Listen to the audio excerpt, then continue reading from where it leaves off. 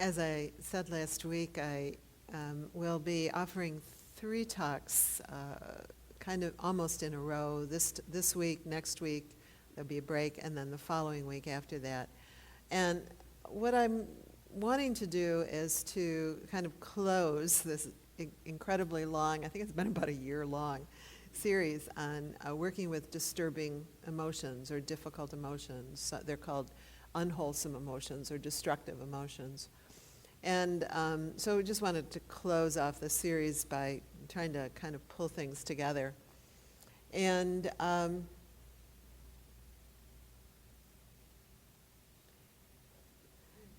putting together these 3 talks has been really quite a challenge because there are about 100 different ways I can think of to approach the material. It's really very dense in the sense of lots of different threads come together.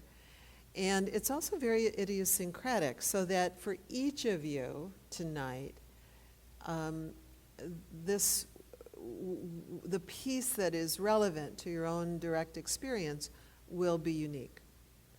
So there could be, however many people there could be that many different talks or that many different directions to go in.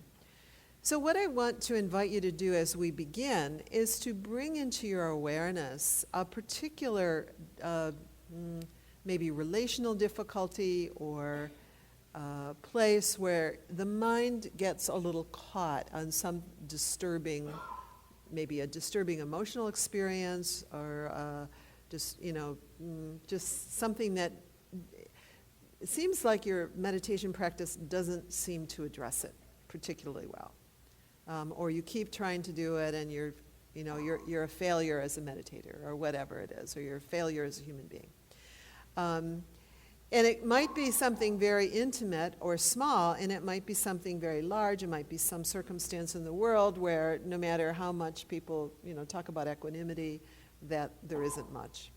So I just want to pause for a second while you find something that you'd like to inquire about that has a little bit of a charge for you.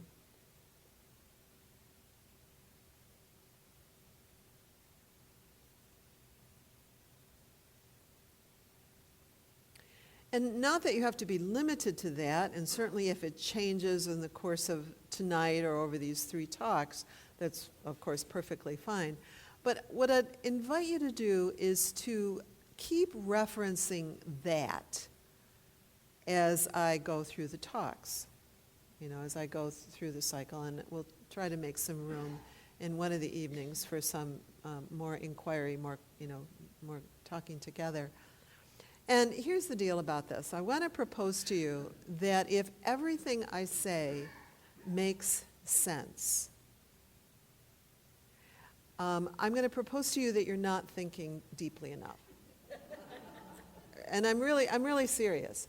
Because when we reflect and we try to bring the teachings to our own experience, very often the very place where we're stuck is the place where we kind of skip over, where we go, well, really, it should be working like this if I were a better meditator or a better human being or a better something or other, or if Sharon were clearer or, something, then it would work better. So I'm really going to invite you to pay attention to those places where you go, what? This can't be right. Or this doesn't make sense. Or in this particular circumstance, I don't think that applies. And indeed, it may not. So to really kind of let yourself have some freedom to notice where it doesn't really seem to fit and it doesn't seem to work. And we'll try to inquire into some of those places over these 3 weeks. But as I said, there are probably 100 different ways of offering these talks, and I know about, 3 of them.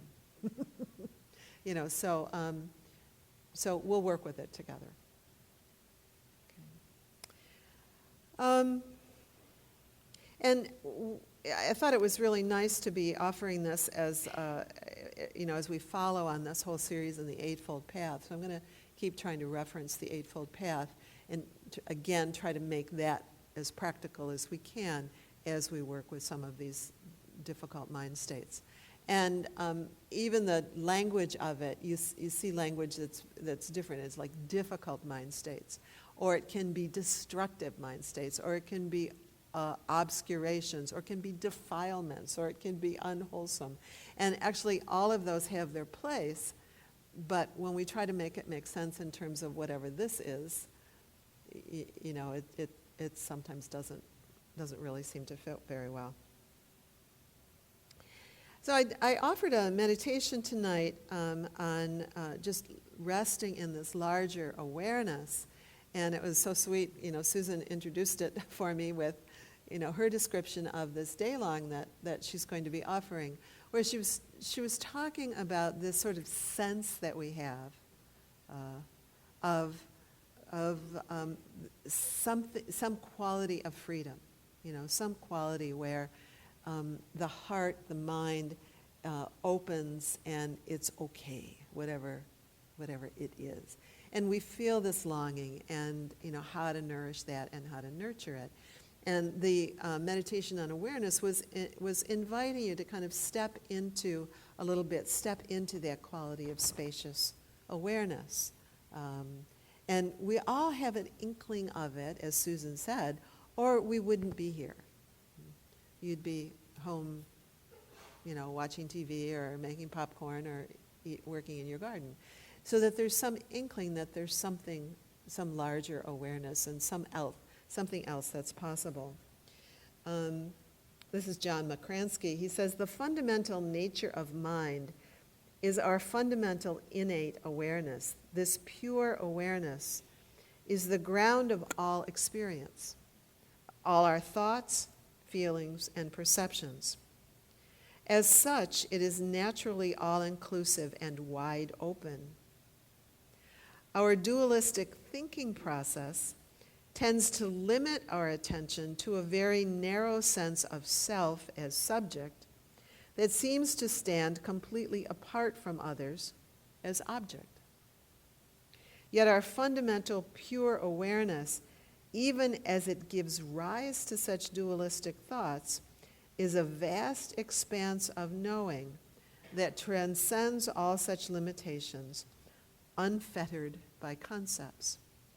And to kind of have at least a dim awareness of that quality of spaciousness is really important to understand what the teaching is about obscurations or difficult emotions, and why some are just stuff like sound, and some actually function more as qualities of mind that actually obscure and interfere with our awareness at that much more spacious level. So destructive emotion refers to those mind states that obscure this spacious awareness, that cause us to tense or hold or contract into something that's much smaller, much more dense, much more narrow, much less free. So something that's a destructive emotion or an obscuration or a defilement is just considered something that kind of keeps us, it blocks us. It's like yesterday's sky, where there's this big dark cloud, and we can't see beyond it. David White has a poem. I'll read you just a little bit of it. He says, you must learn one thing. The world was made to be free in. The world was made to be free in. Give up all the other worlds except the one to which you belong.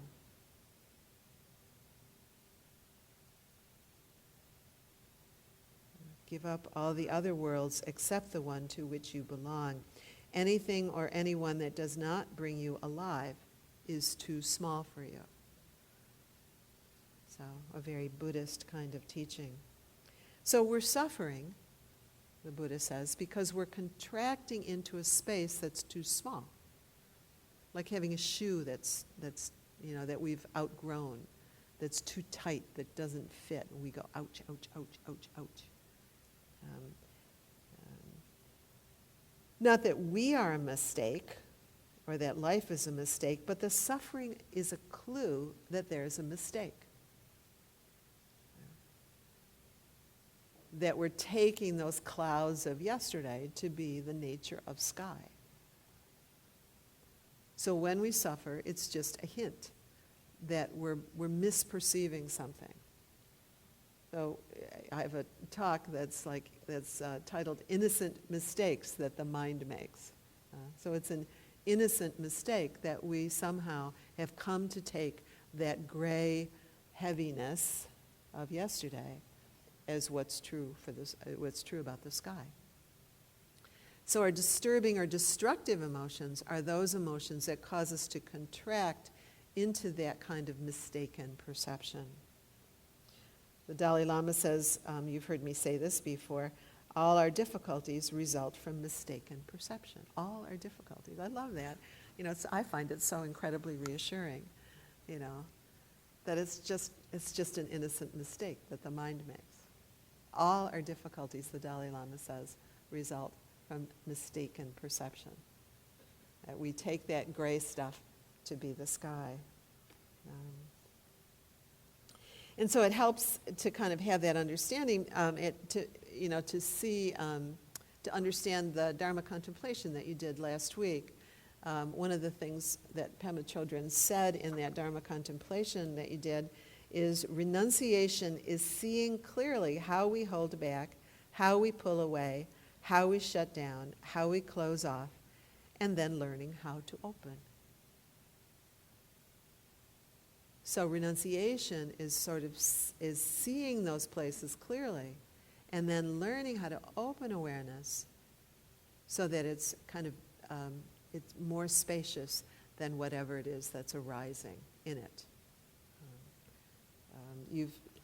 I've used this image before. This is Trungpa's image where he holds up this piece of paper and he says, "What is this?" And you will say, "It's a bird," right? And Trungpa says, "Well, actually, it's the sky. There's a bird in it." So our practice is actually, when Pema Chodron talks about learning how to soften and open, the invitation is how to soften and open so that we can see that the sky has a bird in it. I started to, and then I decided it was just way too much work. I was going to draw one that was like almost completely filling the whole picture, because that's sort of what happens when we get caught in suffering or caught in destructive emotion. So rather than doing that, just imagine you have a zoom lens and it kind of zooms in on this black thing, and that's all you can see. And we can't see the sky anymore. So an emotion then becomes destructive when it just fills the whole space, and we can't see. We can't see how to work with it. We can't see how to soften. We can't see what's needed. We just can't see anymore. All we can see is this tight, closed, icky, dark place that leads us to behave, in my case, badly over and over again. That we keep trying to make it work. We keep insisting that we know how to make it work. I hope next time to talk a little bit more specifically about the psychology of that. So we'll have a little talk on psychology. But that we keep insisting that this, we can kind of get this mistaken perception to work properly. So just pause for a second into whatever it is that you're contemplating in terms of your difficulty. I just want to kind of keep referencing that. Not that you need to do anything different to it or with it, but just to consider that whatever that difficulty is the reason we get stuck in it, not the reason it arises, but the reason we get stuck in it is a mistaken perception. It's really good news. It's like, oh, cool. Then I just need to It's like, Christmas Eve when you have a 4-year-old, I just have to kind of figure out how this thing goes, how this thing works. And then, I can have a different relationship with it. So this understanding of this sort of spaciousness, it's a really lovely teaching, isn't it? Until, was it Mike Tyson says, everybody has a plan until you get punched in the face, And then when we get punched in the face, that it collapses. And, whether the punched in the face is reading the news about racism or sexism or homophobia or Brexit or ISIS or the, God help us, the political campaign or the, trying to talk to your neighbor who has different political signs in their yard or, the flight that got canceled that was your flight to your summer vacation or, whatever it is. Everyone has a plan until we get punched in the face, and then it's like, and we're really caught. We're caught in the bird, we're caught in that place, and it really, really hard to kind of see how to proceed. And we take that contractedness to be real. We take it to be who we are. We take it to be something. Here's where the teaching can get a little funky sounding, because we say we take it to be real. And a part of us wants to say, well, it is real. It is real. This is a real difficulty I'm having. This is a real political crisis or a real instance of racism or, whatever it is. We take it to be real. And in a relative sense, it's true. It is real. I'm going to, again, take a shot at expanding on that a little bit next time.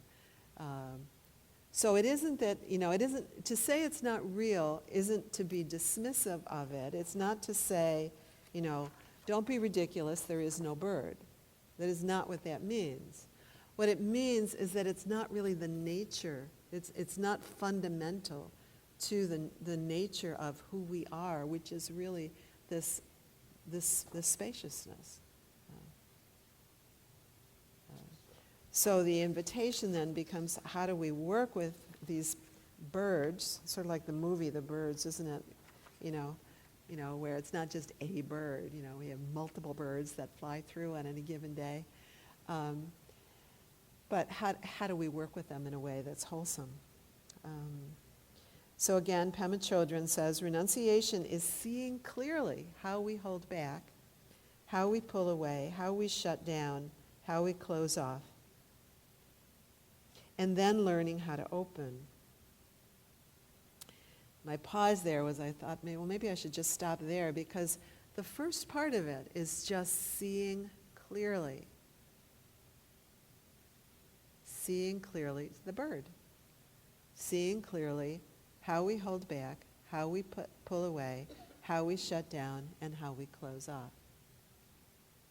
You've heard the acronym RAIN that we've talked about before here, and I'm going to try to touch on 3 of the 4 components of it. There's R, A, I, N, and R stands for just to recognize, just to see clearly what Pema Chodron is talking about, to see those birds clearly.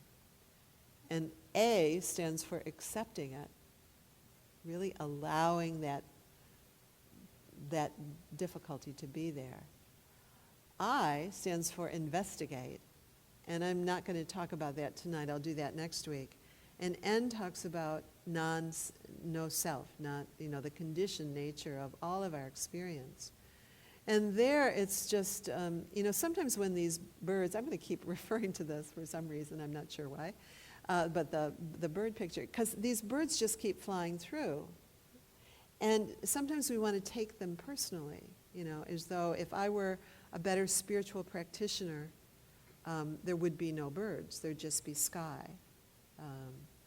And actually, that's just simply not true.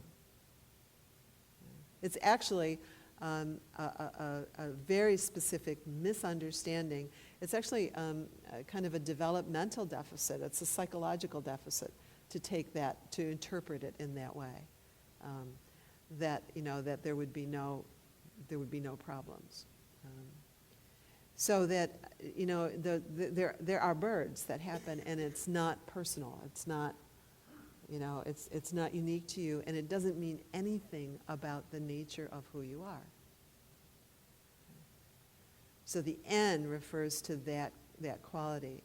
Now, as I said, there are like about 100 threads that are woven into this talk, and so just that talk alone, could be many inquiries. So just keep inquiring, keep referencing back to this, whatever it is that you're contemplating, and find ways that it fits, and find ways especially that it doesn't fit. Because it's those places of inquiry which are the little doors, if you will, that Pema Chodron is speaking about when she's talking about learning how to soften and open. They start out squeaking when we go to them, or they're kind of stuck and they don't really want to open, or we don't think we have the key to them. So those places where you find something that doesn't work, that's actually of good value.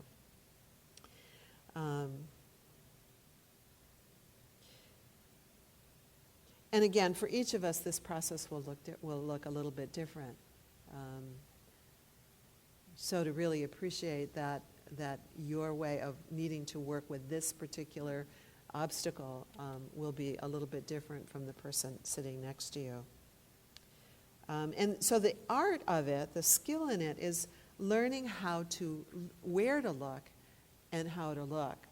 I have a couple of stories. One is when I was moving into a new office some years ago, I wanted a new oriental carpet for my office.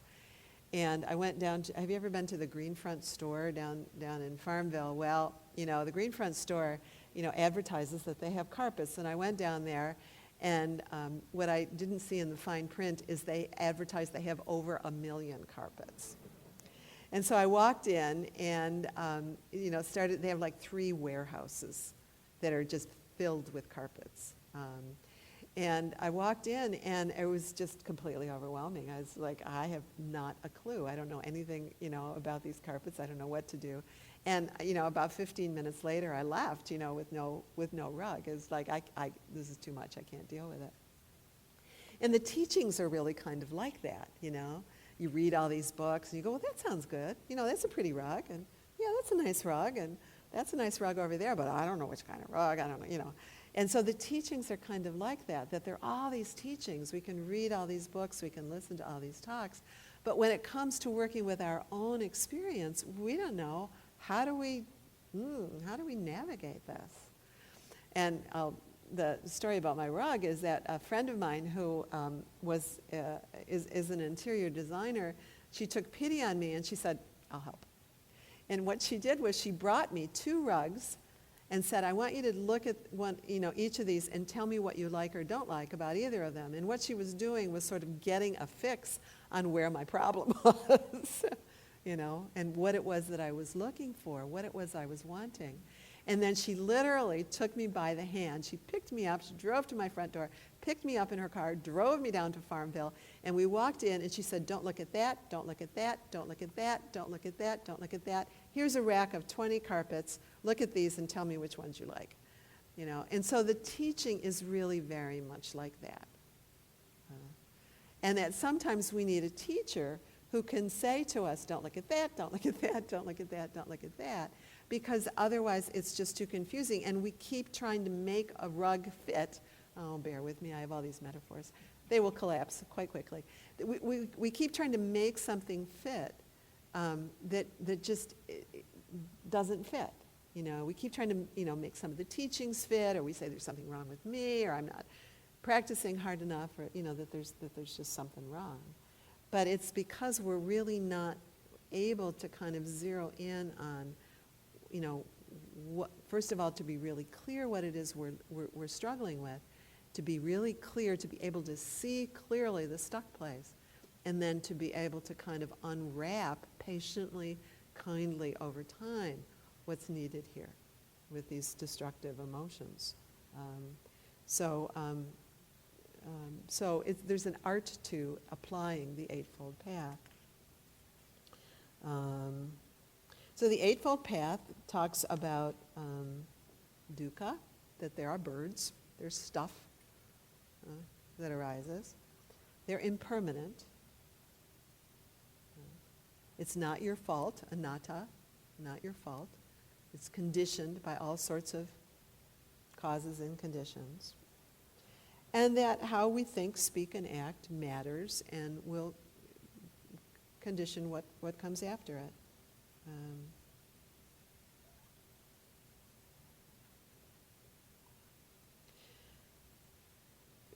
David White's quote, "The world was made to be free in. Our happiness or ease is not determined by what happens to us. It is not determined by how many birds fly through the sky. Our happiness or ease," the Buddha teaches in the Eightfold Path, "is determined by how we relate to those experiences." I'm going to give you a few examples from my own experience, and then I'll unpack it a little bit more next week, not so much with these examples, but a little bit more in a talk. I can give you 3 examples of different ways of relating to the birds, if you will. In one case, I was at the gym, and I think I wrote an essay about this, either that or I thought about writing an essay about this. I was at the gym, and a friend of mine came up behind me and kind of went, "Roar," and grabbed me, and it scared me. So here's this bird, here's this, arising of fear, of anxiety. And then when I saw who it was, I laughed, I scolded him, and we talked for a while, and it was gone.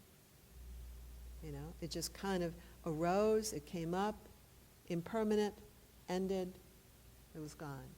Sometimes in our spiritual teaching, the teaching sounds as though if you just pay attention to your emotional difficulties and just sort of pay attention, just arresting, and you have this pristine awareness and you're paying attention, then in the next 4 seconds it will be gone. And if it isn't, you're not doing it right.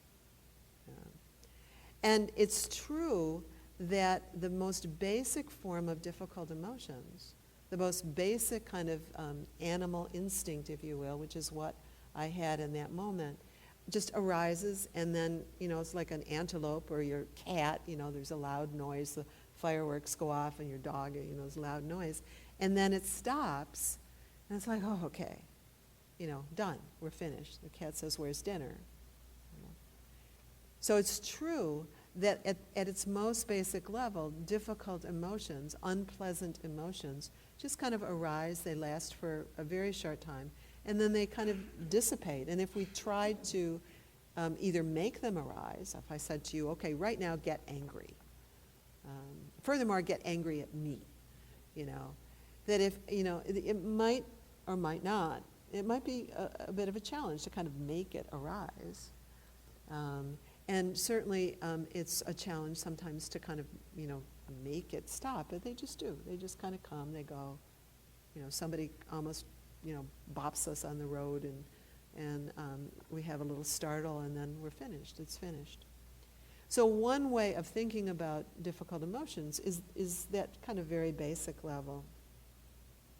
I had another experience, kind of a long experience, but I'll tell you just shortly. I was out in the Mojave Desert a couple weeks ago, teaching a retreat. And on the way to the retreat, the incredibly kind person who had Googled the instructions for us had entered an incorrect numeral in the address, such that we turned down a wrong road, such that we got stuck in the deep sand of the Mojave Desert because the road was impassable, but there was no sign on it. So that was one thing, and we're like, okay, fine, this isn't so pleasant. This is, it's like, okay, now what do we do? Got a little anxious. And then a man came there was one house over here, there was another shed over farther there, and there was one other house like way down the road there. That was all there was. The rest was desert. And a man came out of the house, came roaring out of the house, came up to me. I was driving. He came up to me on the driver's side, and he said, I don't even want to repeat what he said. He just screamed at us that we had violated his property, we had trespassed, we had no right to be there, we were stuck now, and we were screwed. And would he help us? No, he would not help us. And he screamed at us, quite artistically, for some time. And I was with Ajahn Tanasanti, my friend Amma, and so there we were. It's like, okay, now what do we do? And it was just an inquiry into, well, this is really quite unpleasant, but we have to figure something out, you know. So there were, a bunch of birds that flew through the sky. They were like big birds. They had big wings, but it was actually, for neither of us was it a particular problem. We managed to have one bar on one of our cell phones, and so we just called for help, and we got somebody to come and help us 3 hours later. But that it was a difficult circumstance, but the fear and the circumstance just enabled us to kind of just discern what's needed here. So another example of a difficult experience that actually kind of moves through as evolution intended. That it moves through, you have a problem, fear arises, a little bit of anxiety arises, a little frustration arises, what do we do now? But it's sort of like it drives what's needed. Okay, totally normal, just how it works for us as human beings. Then last weekend, and those of you who know me well know that I'm incredibly attached to my computer. Last weekend, I don't know what was wrong with me. I know better than this. But I got a email that had from my financial advisor and had an attachment to it. I thought, oh, Betsy sent us something, and I flipped it open.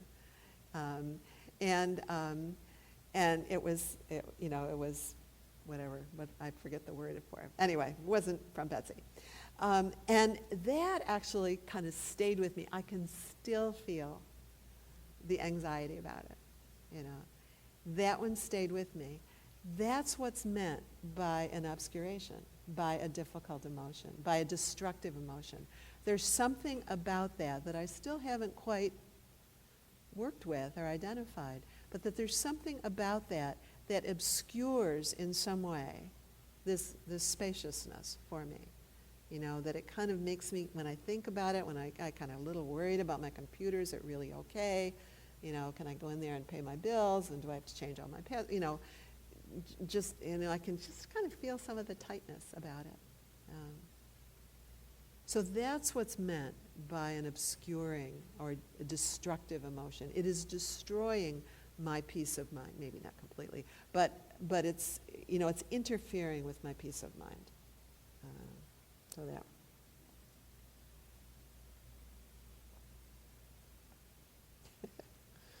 Oh, Sharon, you're not going to get through all this. All right, we'll skip that part. So the good news is the job of our perceptions and stories. So you see the perceptions, the stories, and each of those circumstances that I described to you. The stuff of which our emotions are made is to help create some sense of stability in our lives. Our minds kind of say, it's this, and, okay, here's what to do. Some sense of stability, some sense of order, some sense of a plan. To create a sense of a self who is at a relative level, relatively safe in this moment, and relatively stable over time. It may not make quite sense because the whole part I skipped had to do with just how impermanent everything is. Our bodies are, our minds are. So the job of emotions, if you will, is to kind of give us information about how to be safe, how to be stable, and how to navigate whatever it is that's coming up. And we do that by calling on everything we know from the past. So we do it, we just do it in a very orderly way. So that's the good news. The job of our perceptions and stories, the stuff of which emotions are made, is to help create some sense of stability in all of this.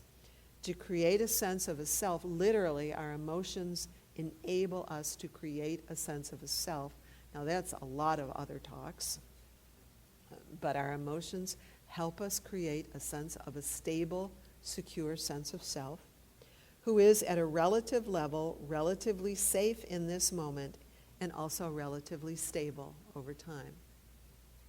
Okay, we all know we can't be 100% safe or 100% stable. That's the good news. Here's the bad news. The job of our perceptions and stories, the stuff of which emotions are made, is to help create some sense of stability in all of this, to create a sense of a self who is, at this relative level, relatively safe in this moment and also relatively stable over time. So it's both good news and bad news, huh? It's trying to help us be stable, but to the extent that with my computer it's trying to help me be stable, it's also getting me a little bit locked into a bit of a struggle with it. So sometimes it kind of works, if you will, and sometimes it doesn't work so well. And sometimes the reason it doesn't work so well has to do less with what's arising, and indeed even less to do with our spiritual practice as it has to do with our psychology. And here's a place where we get into a bit of difficulty, because very often as spiritual teachers are kind of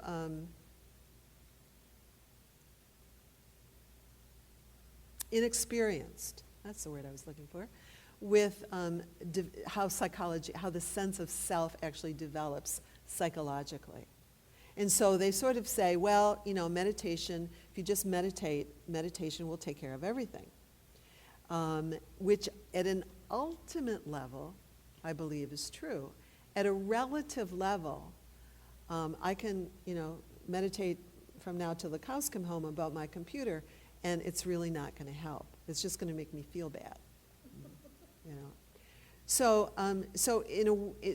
even though that's, I believe, ultimately true, and much of our spiritual teachings have to do with that level of truth, at a relative level, it may not be true, and sometimes our spiritual teachers are less experienced, and so they aren't able to talk about that. At the same time, someone who is able to talk developmentally about it may get completely preoccupied with these birds, and whether the bird has a long wing or a short wing, and it has 6 feathers or 5.5 feathers, whether it was formed when we were 2.5 or 2 3/4, and that we can get completely obsessed with the qualities of the bird and forget that there's this larger awareness. And so the challenge of reading about or working with destructive emotions is really kind of having this large awareness, and at the same time being able to navigate, very specifically, if and as and when we get stuck in the contraction. So let me pause there. Let me just see here. Yeah, let me pause there, because that's actually kind of a good place to stop, and I'll pick up again next week. Because what I wanted to do was to kind of break that out a little bit, to kind of show how, I've given you an example of what it looks like if we're stuck in our psychology. With my computer, I'm stuck in my psychology somehow. Whereas, interestingly enough, I wasn't stuck when this man was screaming obscenities at me. I didn't carry it with me. I actually had quite a lot of compassion for his distress, and there's a lot more to the story I could explain to you, but I didn't carry it with me, and I just didn't carry it with me.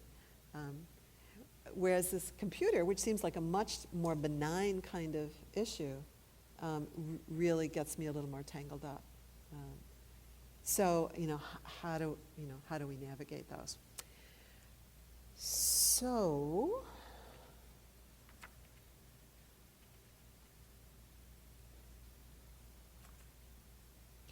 the first part of R is to recognize.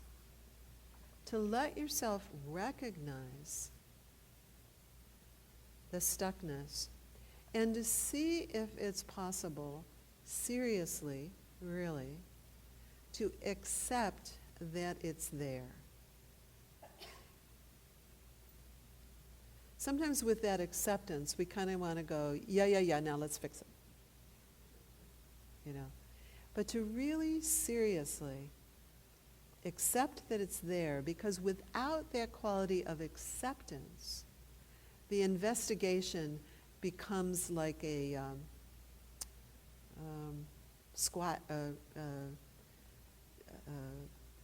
some kind of police, investigation. And it really, actually, it really kind of compounds the tension. So let me invite you, as you work with it, to recognize those difficulties and to see if you could practice where Pema Chodron talks about softening.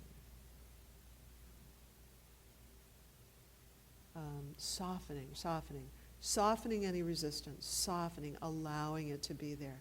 It's like this. Can we let it be there enough to be curious? Just to be curious. Okay, and we'll pick up there next week. And if you miss next week, it'll be taped. Blessings.